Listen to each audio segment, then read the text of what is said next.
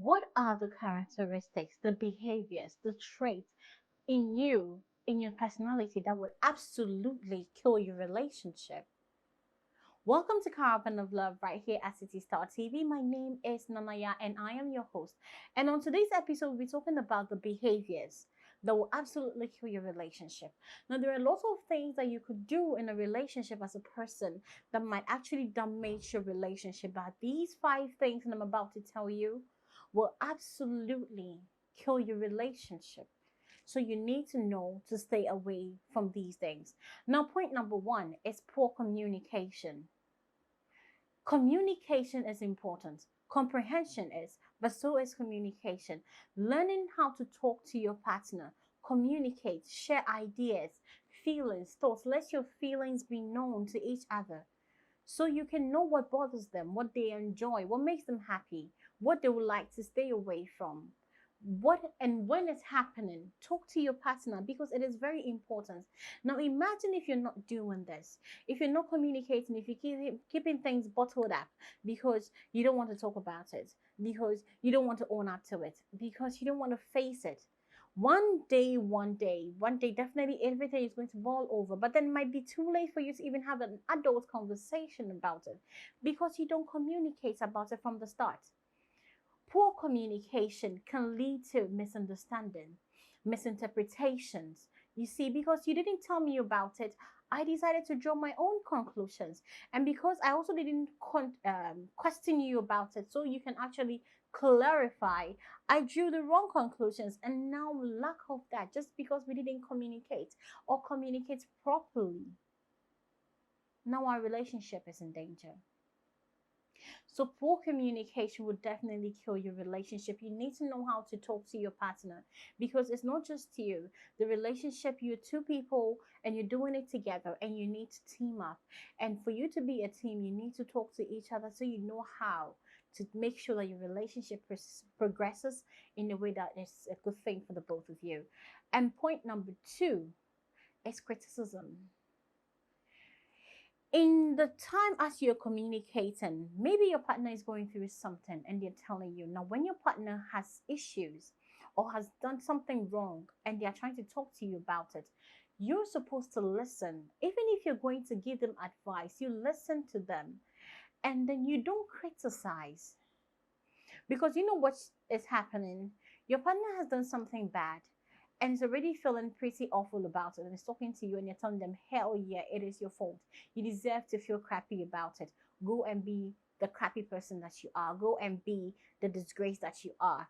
Yes, you did this, is so shameful. You are rubbing it in all the time. You're reminding them of the failure that they are. They are aware. You're supposed to be there with them. Pick the pieces up with them.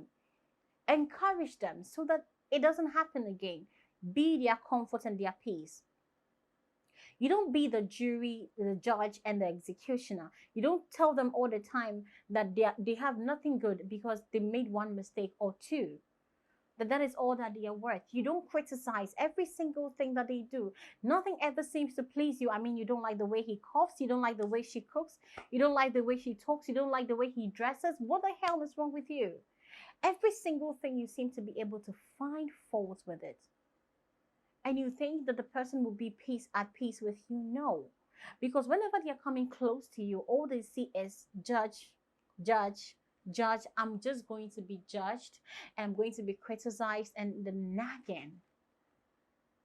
If you're doing this in your relationship, you need to put a stop to it now because you're killing it yourself.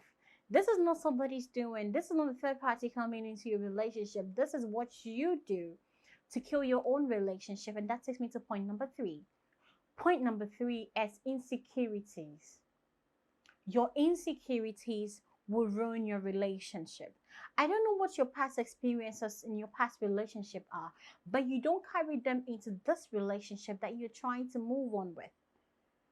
Okay, so you have trust issues. Who doesn't?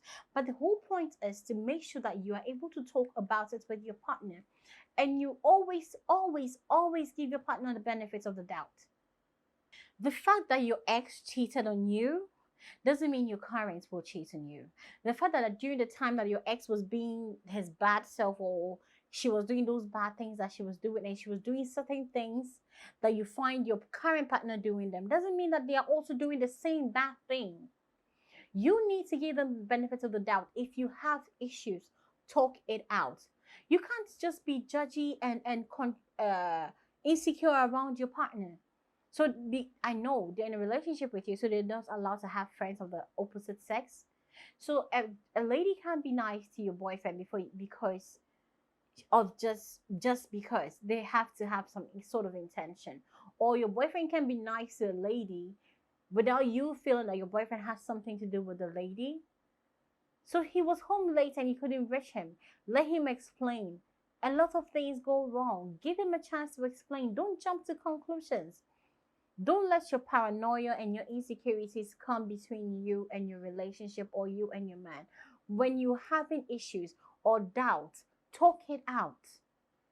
Because if you're very insecure in your relationship, at the end of the day, that insecurity is just like a virus. It's just going to spread and spread until one day you wake up and your relationship will be gone.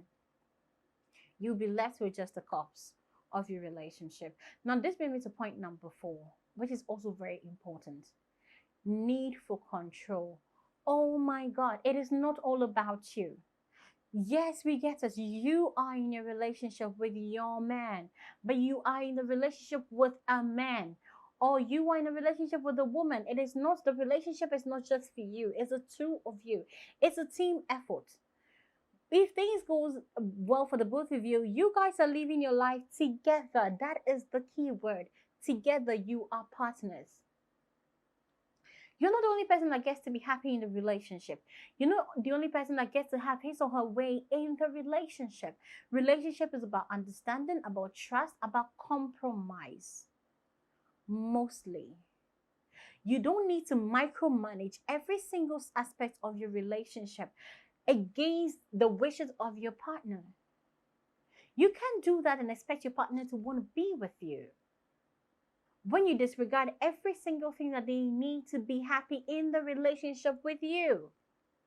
When you decide that every single thing that goes on in that relationship needs to be according to your expectations, according to your rules, according to your regulations, according to the way that you want it, you're making everything about you.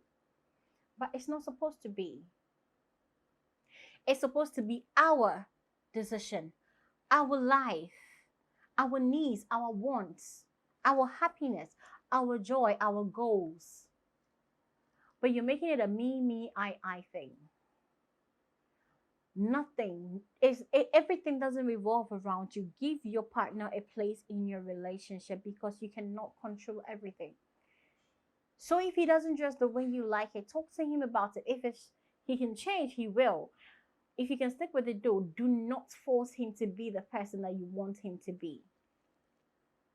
Don't control every aspect of your relationship. You will kill it. You will suffocate it. You will suffocate the life out of it with your control. And the 5th point, and I couldn't say this enough, don't leverage your relationship. Leveraging your relationship will actually kill your relationship. You have an issue with your partner, so fix it. Or what? Oh, I'm going out the door. Do you want to be in a relationship with me? Then you better do this. If you don't do this, I'm done with you. You know, one day you're going to give him that ultimatum. You're going to give her that ultimatum, and he or she is going to say, fine, I'm not doing it. You can walk out. And then you realize that leverage you have is gone. You cannot keep leveraging your relationship. It to get to a time, it will lose its importance. It will lose its value.